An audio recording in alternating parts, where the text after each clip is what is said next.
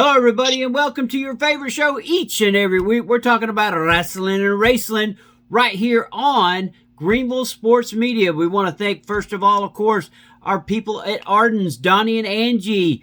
Go by and see them. You will not be disappointed. The double dip wings, oh my goodness. We're talking about a Paladin burger. And of course, it's the favorite place of Uncle Bobby. And of course, me and Ref went up there. We had some the s'mores French toast. I'm telling you right now, you cannot beat it. Go by, see Donnie and Angie at Arden Spring Grill in Central South Carolina. Also, we want to thank Upstate Physical Therapy in Anderson, South Carolina.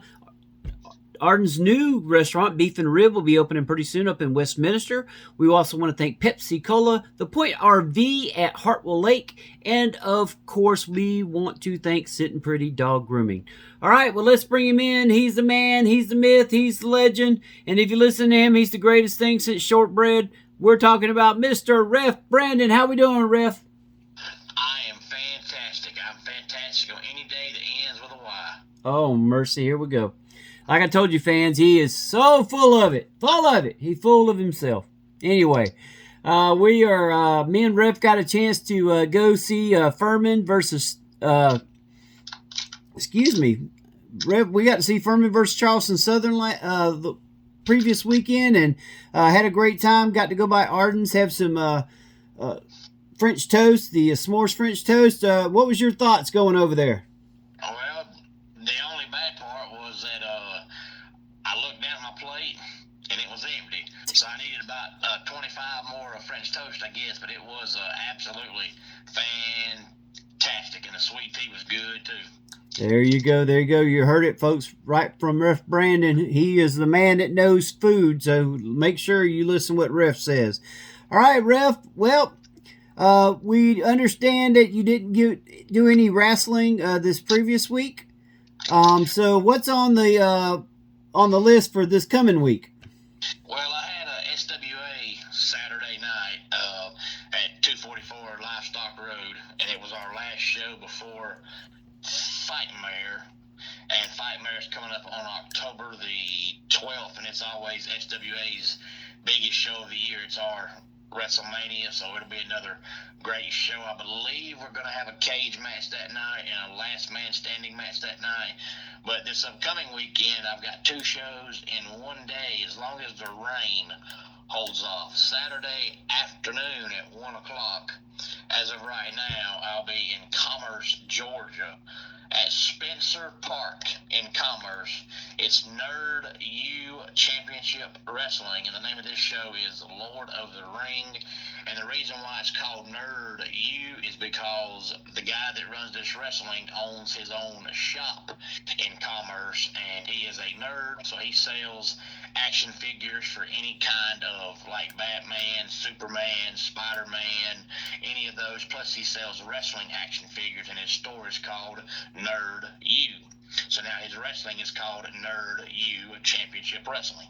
So I'll be there Saturday at 1 o'clock. It's part of the Commerce Fall Festival. As long as the rain holds off right now, they're not calling for it. Hopefully it will not rain. And then Saturday night at 7 o'clock, I'll be back at SWA, but this is not a regular show. This is a benefit show for a guy named Daryl Kaiser that fell either off a ladder or scissor lift and is now paralyzed from the neck down. So we're doing a benefit show for him. So Saturday, all the proceeds will go to his family. So it'll be a lot of SWA guys, but it'll also be guys from other places. It's just a benefit show to help that family. So this will not be a regular SWA storyline top show, just a show to help that family raise some money for all the medical expenses, but it'll still be regular time, 7 o'clock. So I'll be in Commerce at 1 o'clock, and then when that's done, I got to get in the car and drive to East Denali for a SWA benefit show at 7 o'clock. So two shows on Saturday. Sounds like a lot of fun, Ref, and hopefully the weather will be clear for you. You can get those in. I know you missed doing your shows, so hopefully that's going to work. Well, Ref, let's go to NASCAR. This past weekend, they were at the Glen up in New York, and some crazy racing, and of course, at the very end, Chris Buescher picked up the win. It was Ref, I'm telling you, I had never seen some craziness, and he did it on a last second move on the last lap, and it was oh man, I forgot the gentleman's name. He wrestles. I mean, not Uh, wrestles. he passed Shane Van Gisbergen. Yeah, yeah. At the last second and got the win. And of course, this race, I thought my guy Ross Chastain had a chance to win it. He ended up coming in like fourth or fifth, and there were some crazy wrecks, couple overtime restarts. But anyway, this is what we're looking at when we get to the points. Christopher Bell right now, first place.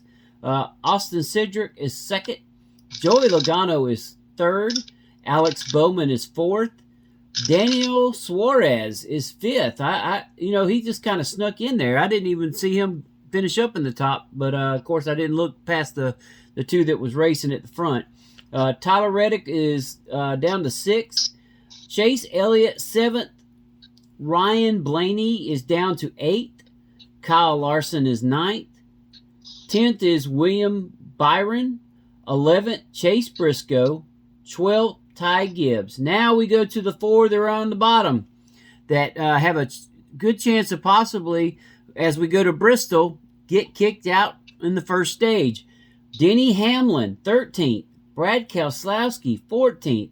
Martin Truex Jr., 15th. And Harrison Burton, 16th. Now, Harrison Burton, I kind of had him already going out. And actually, I had Truex too, but to see Hamlin, Keselowski, and Truex, three of the, I guess you could call them big dogs, down at the bottom when you have other guys up at the top that you normally don't hear about, it kind of tells you that NASCAR's making another change. Yeah, I believe, if I'm not mistaken, I didn't write it down, of course, but I think three of my four drivers I had going home after the first round was Keselowski, Truex, and Burton. But I know I had Chase Briscoe, and right now he's going to the next round. But Keselowski, Truex, and Burton are so far down that if they don't win Sunday, they're going home. But Denny Hamlin doesn't have to win. I think he's 6 points behind Ty Gibbs. So if Denny Hamlin has a top 10 and Ty Gibbs doesn't, then Denny Hamlin will probably advance. But Keselowski, Truex, and Burton, if they don't win, they going home. But that race yesterday, those kind of races are always fun because, of course, now that race is called the Glen, but it used to be Watkins Glen. But they're always fun because you see drivers finish up front that normally don't finish up front, like Shane Van Gisbergen. Now he's going to be full-time in Cup next year, but right now he's just part-time. And I think that was his second race he's ran this year, and he comes home second. And then you had Carson Hocevar in third, Zane Smith in fifth, Corey LaJoy, who's now out of a ride, finishes eighth. Ryan Preece was ninth. So those kind of races at road courses are fun because you see drivers that normally don't finish up front because a road course, if you can drive on a road course better than the other drivers can, you've got a pretty good chance of finishing up front. That's true. I just think I think the new wave of superstars in NASCAR there, and they're trying everything they can to promote these guys and get them the kind of interest that a Kyle Busch, that a Kurt Busch, that a Jeff Gordon, Jimmy Johnson's, the ones that carried it for, after Earnhardt's death. Of course, I think Jimmy Johnson hurt the sport more than he helped it. He was such a vanilla driver.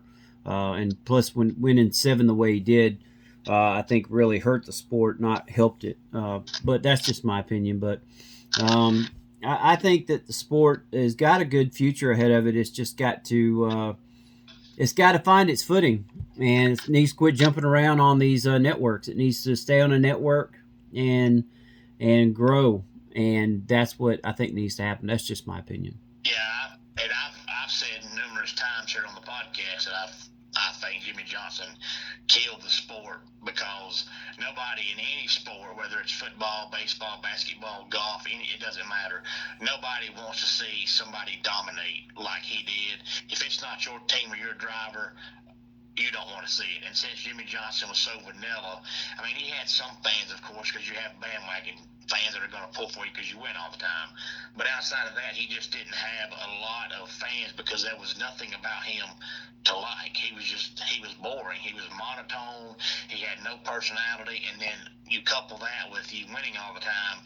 And then NASCAR is 10 months long. Nobody wants to watch a race every week for 10 months when you know the outcome.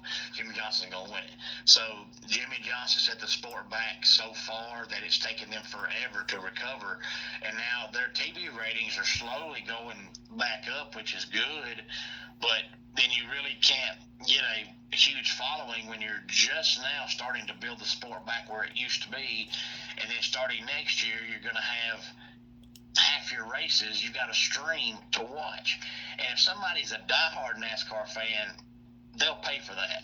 But the new fans or casual fans aren't going to pay extra money to watch it.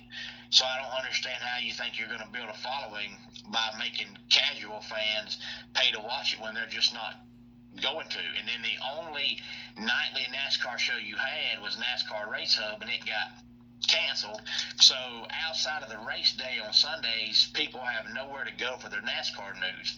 And you're going to have to make people want to sit down and learn about the sport to become fans. And they can't when there's nothing to watch outside of the race on Sundays. Now, they've already announced that I believe True TV next year is getting a once a week NASCAR show called, I think it's called Chase for the Playoffs. And it's going to be hosted by former Fox personality Shannon Spake and Steve Letarte, but it's only going to be on one night a week on Thursdays. So you need some kind of nightly radio show or nightly TV show to get the fans invested. Otherwise, they watch on Sundays, and then that's it until the following Sunday. And then if people have busy lives, they're liable to forget about it because they have no reminders during the week, especially next year when you're going to have races on Fox, you're going to have races on USA, you're going to have races on NBC, you're going to have races on Peacock, you're going to have races on Amazon, races on TNT. That's a lot of networks. Yep.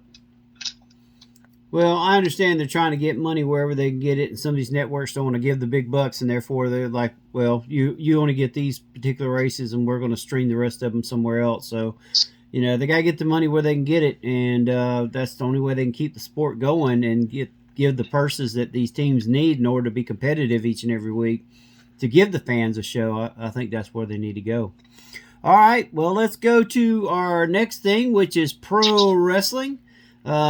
We'll just talk briefly about AEW. AEW, there was talk about Matt Riddle coming to AEW, and those talks have been basically shot down. There's been talk that Tony Khan, when he met Matt Riddle and when he faced Zack Sabre Jr., Riddle kind of, in his way of talking, went off a little bit, just in a joking manner, but then Khan took it a different way, and now he has no interest in signing Riddle. So, what's your thoughts on that, Ref, about Matt Riddle? Well, I personally have never been a big fan of Matt Riddle. Something about him, just to me, he's just not appealing. He's just an average looking Joe to me. He's not tall. He's not muscular. I think his personality's over the top and arrogant. He just doesn't do it for me. He never has. Yeah. Well, he's not making any friends, and apparently it's just going to be on the independent scene. I think he's doing I think the biggest thing he's doing is some stuff over in New Japan Wrestling. So we wish him well. I understand he's making some NWA appearances also. But anyway. Yeah, and they say Vince McMahon always liked him because the person you saw on TV was the same guy you saw behind the scenes. And Vince liked people that were, true, honest, genuine. I get that. But, if that's how Matt Riddle is genuinely, I just don't like him. I think his personality sucks. Yeah. All right, well, let's go to WWE. We have some matches for tonight that they already posted about Damian Priest and Dominic Mysterio, which will take place tonight. CM Punk's supposed to be making an appearance after being attacked. The New Day will they stay together? They're taking on the Judgment Day tonight for the tag titles, and then Bronson Reed, after taking out the big guy, the big fella, Braun Strowman, a week ago from in the Intercontinental match to see who's going to face the champion. Now these two are going to go after it. I think this is going to be a good match for these two big guys. I think both of them move well for a big men. What say you on that particular match? Well, I'm a huge fan of Bronson Reed. The only problem with Bronson Reed is if he'd have been around, 30 years ago, his moveset and style would have been so much more popular. But now you see so many guys that are big and move good that what he does just doesn't come across as flashy anymore because you see it all the time. But back in the day, the only big guy that moved like that was Big Van Vader. But now it's between indie wrestling and pro wrestling, it's a very common occurrence to see 300-pound guys, move like that. You've got the guy in the Viking Raiders that moves just like that. He's as big as Bronson Reed, if not bigger. But I like him myself. I think he needs a character change. I just don't know what you can do. You can't do but so much with somebody that's that big, but just being big and moving good just doesn't do it anymore. So they need to find something else to do with him. But I like him myself. I think they could reinvent him into like the one man gang used to be when he used to wear his all black. Not that Hakeem version, but the actual old school one man gang. Akeem the African Dream. Yeah. I think that was ridiculous. If they took him back to the old version of the one man gang, and they could say just call him the gang killer or something like that. Yeah. I think something like that'd be kind of neat. All right, the Judgment Day versus the New Day. Now, the New Day, we don't know what's going to happen here. There's a lot of things leading to a possible breakup. What's your thoughts on this one? Well, I've thought for the longest time that they need to break up because, they've done all they can do as a tag team. But the only problem now is with Big E, continuing to be out and no sign of him coming back anytime soon. It's just those two guys, and if they break them up, Xavier Woods will be gone in a year because he's just too small to do anything by himself. Now, if they had cruiserweights, maybe so, but they don't, and I just don't see Xavier Woods making it on his own. So if they break them up, Xavier won't make it.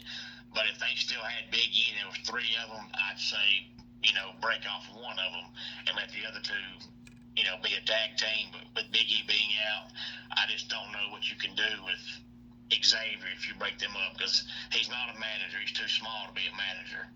Well, he won the King of the Ring a couple years back. Yeah, but they did nothing with him. Yeah, well, Kofi was out, and so was Big E. So he was kind of on his own. Yeah, he'd be a great cruiserweight if they still had, the 205 cruiserweight, but they don't. What about putting him with the one that was in the Hurt Business that just got re-signed? Cedric? Yeah, Cedric. I'd be okay with it. And then have them take on Kofi and the big guy that just got signed on. Yeah, I'd be fine with that. Yep. All right. Well, CM Punk returns. I really don't want to talk about CM Punk. I think an ad nauseum about CM Punk. So, if you want to talk about him, I'll let you real quick. No, I think you and I feel about the same as CM Punk. I'd rather watch grass grow and see paint dry than watch CM Punk. All right. We got Dominic Mysterio versus Damian Priest tonight. This, if on paper you think Damian's going to wipe the mat of him, but we already know that Dominic and the rest of the Judgment Day is going to interfere. So, what's your thoughts on this one?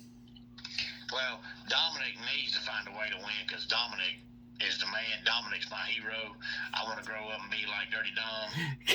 But there's no telling what could happen because this storyline is going to continue forever, and with those four, the two guys and two girls in this storyline, there's a myriad of things that you can do, but more than likely, next time they wrestle, Dominic will find a way to win. I think you're going to see, as we saw Ripley helping Jey Uso out, I think there's going to be a thing where um, Uso and Ripley are going to take on Mysterio and my girl. I think that's going to be a new four-way, and then of course I think Jay gets the Intercontinental title, and that leads to him and Dominic in a series of matches, which will probably lead up around the Royal Rumble time. I don't think Jay will get it until then because I think they need to let Braun Breaker hold that title for a while, and before they get him ready for the next thing, which is I think going after the world title on Raw. Well, as long as Gunther keeps it, that's all that matters. That's the man right there. No. Gunther cannot keep it. He's got to lose it sometime, but it needs to be pretty far down the road. I just don't think Braun Breaker's ready to be a world champion yet. Yeah. Well, like I said, it was just going to be them two going at each other. I don't think they would put the title on that quick either. But I think they will put him in a match with him and get that going too after this next bit of thing, which, McIntyre and CM Punk is supposedly at Summer or Survivor Series is going to be the end of their feud. But we all know that that's always just talk and it's never the. Yeah, we had some other WWE news that came out. I want to say it was Tuesday of last week that said that Raw is only going to be on for 2 hours starting, I want to say it's the first Monday of October, and it's going to be 2 hours from then all the way up until its exit, which I believe its exit from USA is, I believe, the last Monday in January. I'm pretty sure the last Monday in December. I'm pretty sure they start Netflix the first Monday in January. There's some talk that once Raw goes to Netflix, it's only going to be 2 hours every week, and that's why they're cutting it back now to go ahead and get the fans adjusted to only being 2 hours. But that has not been confirmed. But it has been confirmed that it's going to be only on 2 hours on USA starting October running through December. And I can recall a long time ago, and I'm talking back around the time Nitro started, if not before, when Raw was only 2 hours. It started at 9 o'clock every Monday for a long time, and then when Nitro came on, Raw went to 3 hours. And there's also talk that now that SmackDown's on USA, that come January when Raw leaves USA, that SmackDown's going to become 3 hours. But that has not been confirmed yet either, so we don't know. But I can see USA wanting to make it 3 hours since Raw is leaving.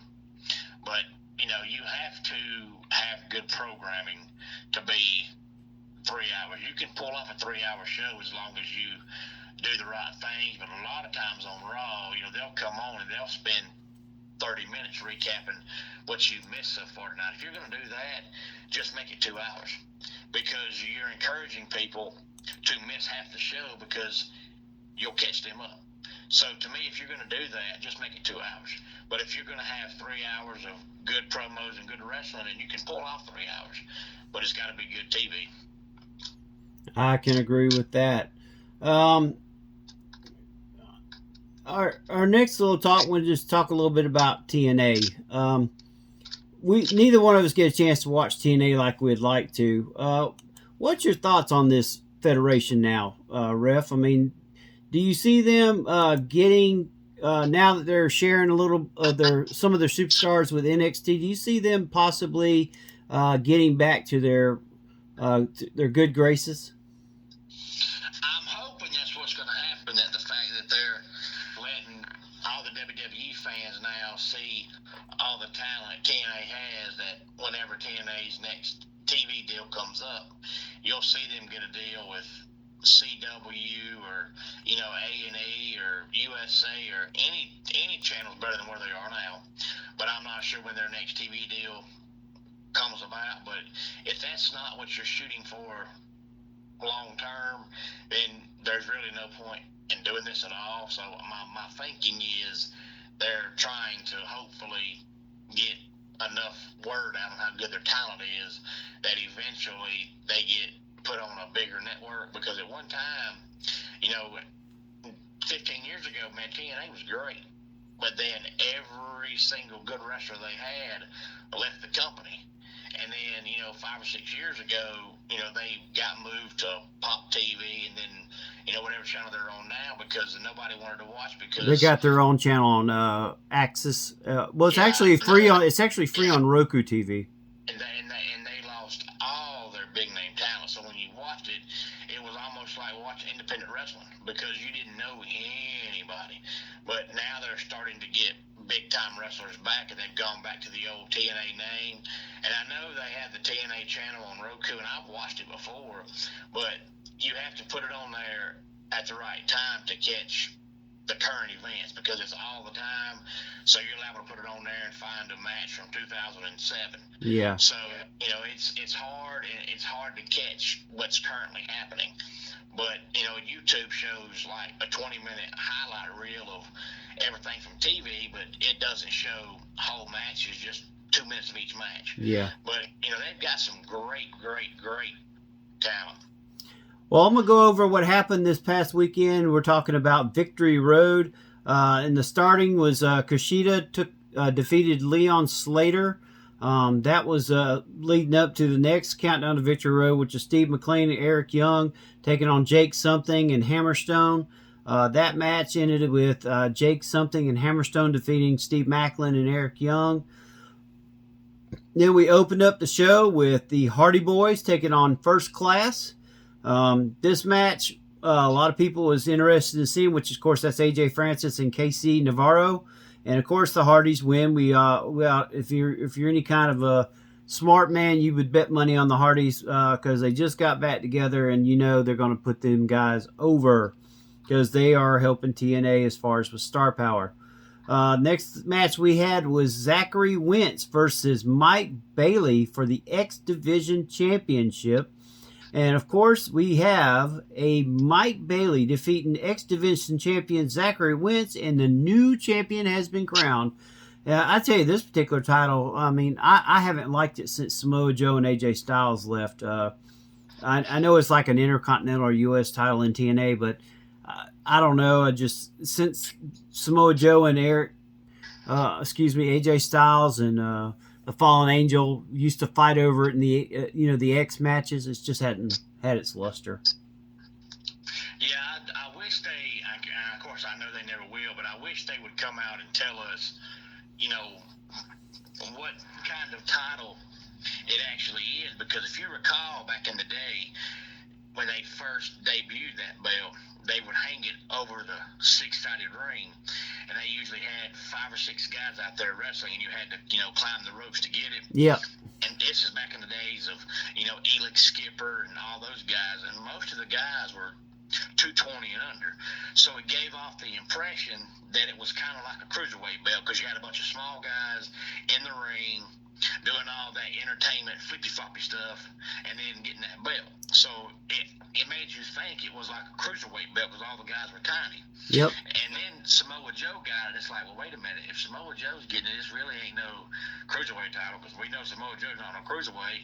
And now they're back to it being small guys again. So is it like a cruiserweight title, or is it like a mid-card, like Intercontinental title? I still don't know. That's true. Well, we go to our next match, which is PCO and Rhino versus Matt Cardona and Steph D. Lander. That's right, a mixed tag in some ways in this particular match.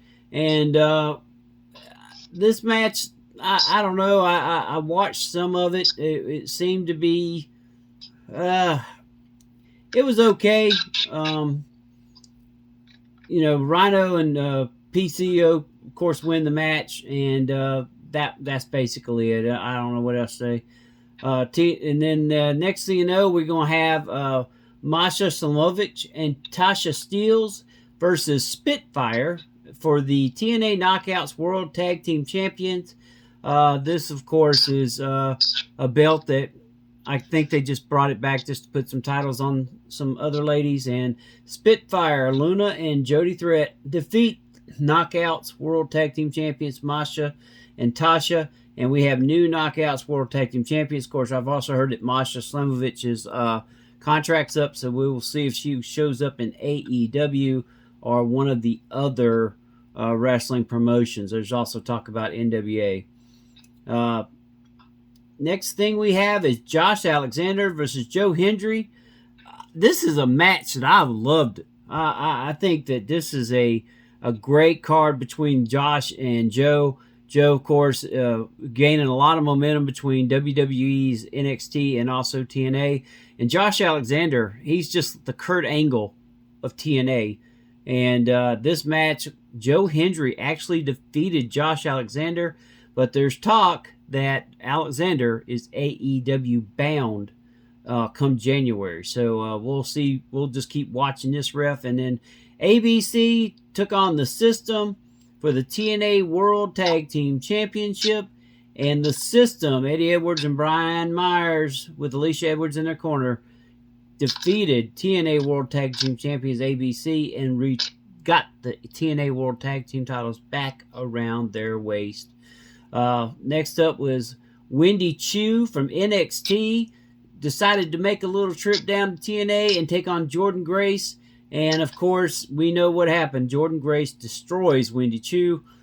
This match, I mean, you thought Wendy Chu would give a little bit better in the ring presence, but she just didn't do it. Jordynne Grace, I tell you, if she ain't WWE bound, I don't know what's going on. I think she will be. Yep. And then Nick Nemeth taking on Moose for the TNA World Championship was the last match of the night. And TNA World Champion Nick Nemeth defeated Moose, which is something we haven't seen in a long time because Moose usually never loses 2 pay-per-views back-to-back. And of course, John Layfield showed up at Victory Road and took out Myers and Eddie Edwards. So we seen JBL return. So a little bit of everything, ref. Yeah, and I'm glad. And I tell you, I'm still hoping that it somewhere down the road leads to a premium live event that's WWE versus TNA. I think it would be, absolutely fantastic. But I think Jordynne Grace is down the road, WWE bound whenever her TNA contract runs out, which might be 2 more years for all I know. I don't know what her. She's got another year on her contract. Another year, okay. When it expires, we know she's going to WWE. But one thing you and I have never talked about, and I'm surprised we haven't. I just thought about it while you were talking. Was I wonder what the reason is, especially AEW signing all this talent, why nobody wants Tessa Blanchard. Because she got fired from TNA years ago.